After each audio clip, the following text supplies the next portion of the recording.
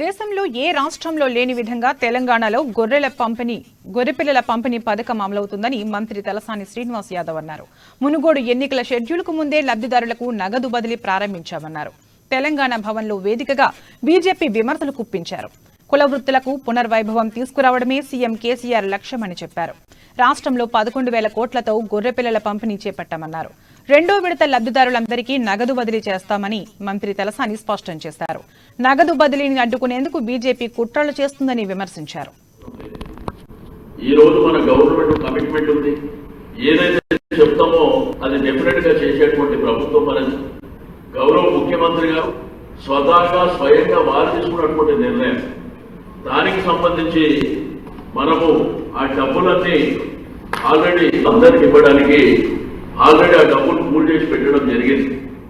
ఈ పైలట్ కింద మనం నల్గొండ యాదాద్రి తీసుకోవాలన్నప్పుడు మరి దీంట్లో ఉన్నటువంటి ఆ మునుగోడులో కూడా కొన్ని మండలాలు ఉన్నాయి. దాన్ని దృష్టిలో ఉంచుకొని మరి ఈ విధమైనటువంటి కంప్లైంట్ ఇవ్వడం, ఆ డబ్బులు రాకుండా ఆపడం అనేది దుర్మార్గమైనటువంటి చర్య.